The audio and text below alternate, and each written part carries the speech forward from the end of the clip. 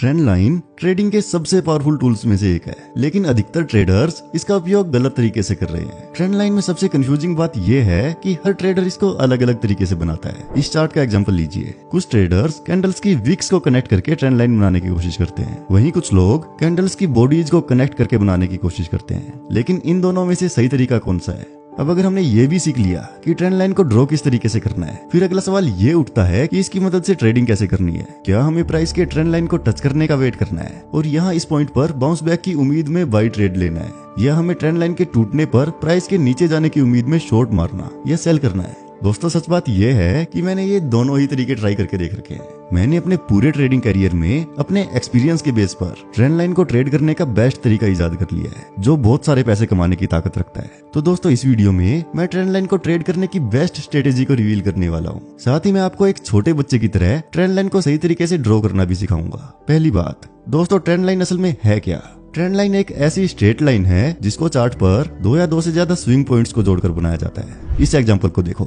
इस चार्ट में price fluctuate हो रहा है और बार बार ऊपर और नीचे हो रहा है। इस सब के दौरान हम कैसे बता सकते हैं कि मार्केट की डायरेक्शन क्या है? सिंपल सी बात है, हम एक ट्रेंड लाइन को ड्रॉ करेंगे। सारे स्विंग लोज को कनेक्ट करने पर हमें पता लगता है कि ट्रेंड लाइन अपवर्ड स्लोप में है। यह बताता है कि शॉर्ट टर्म प्राइस फ्लक्चुएशंस होने के बावजूद भी मार्केट का ओवरऑल ट्रेंड ऊपर का है। आइए अब इसका एक अपोजिट केस लेते हैं। इस चार्ट में भी हम देख सकते हैं कि प्राइस फ्लक्चुएट करते हुए ऊपर नीचे हो रहा है। हालांकि जब हम एक ट्रेंड लाइन बनाते हैं, इस बार हम स्विंग लोज की तरह स्विंग हाइज को कनेक्ट करेंगे। ऐसे में नजर आता है कि ट्रेंड लाइन का स्लोप डाउनवर्ड्स है, मतलब बेशक प्राइस ऊपर या नीचे हो रहा है, लेकिन ओवरऑल मार्केट का ट्रेंड नीचे का है। अब आपके मन में सवाल उठ रहा होगा कि ये बंदा आपका टाइम वेस्ट कर रहा है। ये सब तो आप बिना लाइन ड्रॉ किए सीधे चार्ट को देखकर ही बता सकते थे। हमें ट्रेंड लाइन की जरूरत ही क्या है? तो दोस्तों, इसका सीधा सा जवाब है कि ट्रेंड लाइन हमें सिर्फ ट्रेंड ही नहीं दिखाती, बल्कि इसके अलावा और भी कई जरूरी जानकारी देती है। ट्रेंड लाइन हमें वो ट्रेड्स ढूंढने में मदद करती है जो हम चार्ट को सीधे सीधे नंगी आंखों से देखकर कभी स्पॉट नहीं कर पाएंगे। उदाहरण के लिए, इस चार्ट में हमने स्विंग लोज को कनेक्ट करके एक ट्रेंड लाइन बनाई है। ध्यान से देखो, पास्ट में जब जब प्राइस ने ट्रेंड लाइन को टच किया है तो इसने हर बार एक बाउंस बैक दिया है। ऐसे में हम ये उम्मीद लगा सकते हैं कि फ्यूचर में भी जब जब प्राइस इस लेवल पर आएगा, वो दोबारा से ऊपर का झटका मारेगा। तो यहाँ पर एक पॉसिबल ट्रेड सेटअप ये बन सकता है कि अगर प्राइस आगे दोबारा से ट्रेंड लाइन पर रिट्रेस करता है तो हम एक बाई ट्रेड ले लें। ट्रेंड लाइन के यूजफुल होने का दूसरा कारण ये है कि अगर प्राइस ट्रेंड लाइन को ब्रेक करता है तो यहाँ से हमें ट्रेंड रिवर्सल का सिग्नल भी मिल सकता है। उदाहरण के लिए, इस चार्ट में हमने स्विंग हाइज को कनेक्ट करके एक ट्रेंड लाइन बनाई है और ये क्लियरली शो करती है कि मार्केट डाउन ट्रेंड में है, लेकिन यहाँ पर प्राइस ने ट्रेंड लाइन को ऊपर की दिशा में ब्रेक किया और जल्दी ही प्राइस डाउन ट्रेंड से अप ट्रेंड में शिफ्ट हो गया। ऐसे में इस तरह की जगह पर हम एक बाई ट्रेड प्लान कर सकते हैं। लेकिन दोस्तों, अपने दिमाग में ये बात जरूर रखो, यहाँ तो मैंने जो एग्जांपल्स लिए हैं ये तो कुछ आइडियल सिनेरियोज हैं। रियल ट्रेडिंग में हम ऐसे ब्लाइंडली ट्रेड्स में एंटर नहीं कर सकते, क्योंकि भगवान ही जाने प्राइस ट्रेंड लाइन को टच करने आया है या ब्रेक करने। इसके लिए हमें ट्रेंड लाइन में कुछ और कंसेप्ट्स कंबाइन करने पड़ेंगे, जैसे कि प्राइस एक्शन, ताकि हमारे ट्रेड्स के सक्सेसफुल होने के चांसेस अच्छे खासे बढ़ जाएं। इनके बारे में हम आगे वीडियो में बात करेंगे।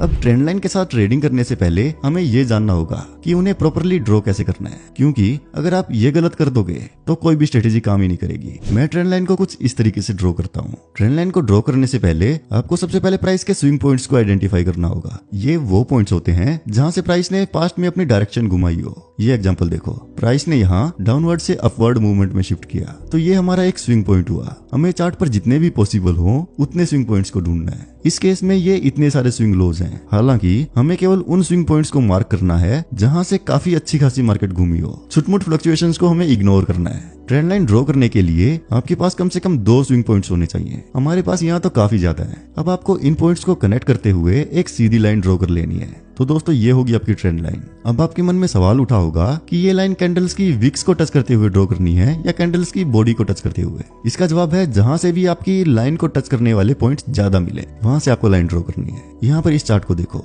अगर हम यहाँ विक्स को जोड़ते हुए एक लाइन ड्रॉ करेंगे तो हमें सिर्फ 3 टच पॉइंट्स मिलेंगे। वहीं अगर हम कैंडल की बॉडीज को जोड़ते हुए लाइन को ड्रॉ करेंगे तो हमें पूरे 5 टच पॉइंट्स मिल रहे हैं। तो इस स्पेसिफिक चार्ट में हम कैंडल की बॉडीज के हिसाब से ट्रेंड लाइन ड्रॉ करेंगे। दोस्तों, एक इंपॉर्टेंट बात बात आपको हमेशा ध्यान में रखनी है। आपको ट्रेंड लाइन को एक लाइन की तरह ट्रीट ना करके एक एरिया या एक जोन की तरह ट्रीट करना है। ट्रेंड लाइन बस आपको एक मोटा मोटा अंदाजा दे सकती है कि यहाँ से प्राइस बाउंस बैक हो सकता है। हो सकता है कि प्राइस कभी इसके थोड़ा ऊपर से ही बाउंस बैक कर ले, या प्राइस कभी कभी इसको हल्का तोड़कर भी बाउंस बैक कर सकता है। आपको टेंशन नहीं लेनी है, ऐसा अक्सर होता है और ये एक परफेक्टली नॉर्मल बात है। अब अगर हम ऊपर के प्राइस सेक्शंस को देखें तो हमें यहाँ पर काफी मल्टीपल स्विंग पॉइंट्स नजर आ रहे हैं। आइए यहाँ पर एक ट्रेंड लाइन को ड्रॉ करके देखते हैं। अगर हम इस तरीके से लाइन ड्रॉ करते हैं तो हमारा ये वाला एरिया लाइन के ऊपर रह जाता है, मतलब ये लाइन ड्रॉ करने का सही तरीका नहीं है। अगर हम इसको ऐसे ड्रॉ करते हैं तो सारे स्विंग पॉइंट्स लाइन को प्रॉपर्ली टच कर पाते हैं। तो मैं तो ट्रेंड लाइन को ऐसे ही ड्रॉ करूंगा। इस कंसेप्ट को क्लियर करने के लिए हम एक और एग्जांपल लेते हैं। यहाँ पर हमें काफी स्विंग पॉइंट्स नजर आ रहे हैं। हम इन स्विंग हाइज और लोज को कुछ इस तरीके से जोड़कर एक ट्रेंड लाइन बना सकते हैं। अब जब आपको ट्रेंड लाइन अच्छे से ड्रॉ करनी आ गई है तो मैं आपको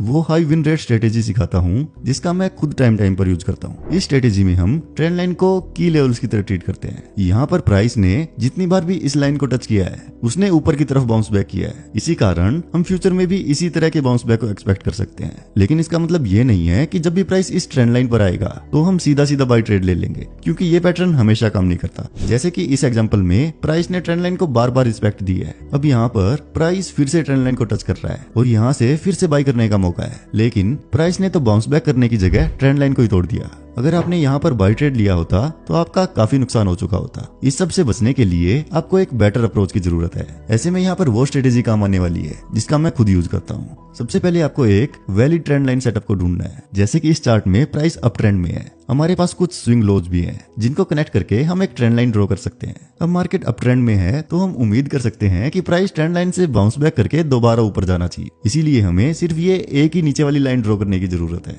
इसके बाद हमें एक इंडिकेटर लगाना है जिसका नाम है स्टोकास्टिक्स। इसके लिए आपको इंडिकेटर टैब में स्टोकास्टिक टाइप करना है। इसके बाद हमें इसकी सेटिंग्स में जाकर ये वैल्यूज कॉपी कर देनी है। वैल्यूज में इन चेंजेस से ये इंडिकेटर आपको थोड़े बेटर सिग्नल्स देगा। अब जब सारे टूल्स सेट हो चुके हैं तो हम ट्रेड ढूंढना स्टार्ट करते हैं। सबसे पहले तो मुझे ये देखना है कि प्राइस ट्रेंड लाइन को कब अप्रोच करता है। साथ में मैं ये भी मेक श्योर करना चाहूंगा कि ये ब्लू स्टोकेस्टिक लाइन भी इस ओवरसोल्ड लेवल में यानी इस लाइन के नीचे पहुंच गई है। कुछ समय बाद ये चार्ट कुछ इस तरीके का नजर आ रहा है। जैसा कि मैंने आपको पहले बताया था, आपको इन ट्रेंड लाइंस को लाइंस की तरह नहीं किसी जोन या एरिया की तरह ट्रीट करना है। इसका मतलब अगर कैंडल हल्की ऊपर या नीचे हो जाए तो भी चलेगा। अब हम एंट्री कंफर्मेशन के लिए इन स्टोकास्टिक्स लाइंस का ओवरसोल्ड लेवल्स के अंदर वापस क्रॉस करने का वेट करेंगे। हो गया। आपको फिर से इस सेटअप की रिवीजन करवा देता हूँ। आपको पहले प्राइस के ट्रेंड लाइन के पास आने का वेट करना है। इसके साथ ही स्टोकास्टिक्स की लाइंस भी नीचे ओवरसोल्ड जोन में पहुंच जानी चाहिए। अब हमें एक बुलिश सिग्नल पर और इन दोनों लाइंस के दोबारा से लेवल के ऊपर आने पर बाई ट्रेड में घुस जाना है। रिस्क मैनेजमेंट के लिए हम स्टॉप लॉस को स्विंग लो के हल्का नीचे रखेंगे और हमारे टारगेट को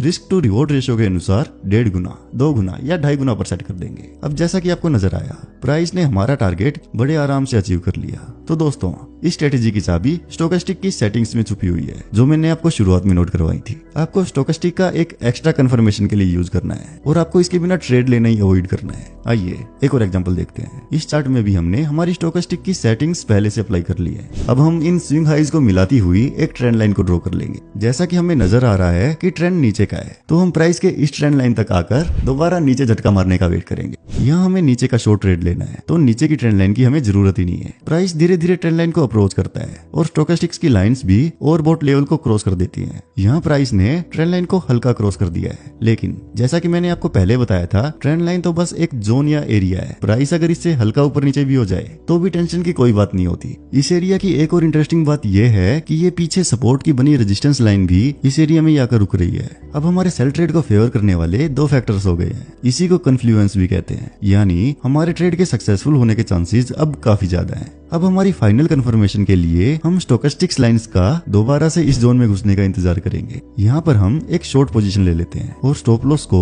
स्विंग हाई के हल्का ऊपर रख देते हैं और टारगेट को कम से कम स्टॉप लॉस के दुगने पर सेट कर देते हैं। और ये देखिए गाइस, प्राइस बिल्कुल कंफर्टेबली हमारे टारगेट को अचीव कर देता है। अब हम हमारी अगली ट्रेंड लाइन स्ट्रेटेजी को समझते हैं, जो हमें और भी ज्यादा प्रॉफिट दिलवाने का मादा रखती है। इस स्ट्रेटेजी के काम करने का तरीका एकदम सिंपल है। मान लो हमारे पास ये एक ट्रेंड लाइन है जो डाउन ट्रेंड दिखा रही है। नॉर्मली अगर प्राइस ट्रेंड को तोड़कर ऊपर निकलता है तो ट्रेंड अप ट्रेंड में बदल जाता है, क्योंकि ट्रेंड लाइन के ब्रेक होने का मतलब एग्जिस्टिंग प्राइस स्ट्रक्चर का ब्रेक होना है। लेकिन जब भी ट्रेंड लाइन टूटती है तो आप ब्लाइंडली कोई भी ट्रेड नहीं ले सकते, क्योंकि आधे से ज्यादा ब्रेकआउट्स तो फेक निकलते ही निकलते हैं। ज्यादातर लोग सोचते हैं कि प्राइस यहाँ से ऊपर जाएगा, लेकिन ये फिर से नीचे का रुख पकड़ लेता है। अगर किसी ने यहाँ बाई ट्रेड लिया होगा तो उसका काफी लॉस हो चुका होगा। इस स्ट्रेटेजी में हम इसी प्रॉब्लम को फिक्स करेंगे। इस स्ट्रेटेजी का नाम है ट्रेंड लाइन ब्रेकआउट स्ट्रेटेजी। इसमें भी आपको सबसे पहले एग्जिस्टिंग टच पॉइंट्स के बेस पर ट्रेंड लाइन को ड्रॉ करना है। इस चार्ट में भी हमने इन स्विंग हाइज को कनेक्ट करके एक ट्रेंड लाइन ड्रॉ की। ये ट्रेंड लाइन एक डाउन ट्रेंड को शो कर रही है। अब हम प्राइस के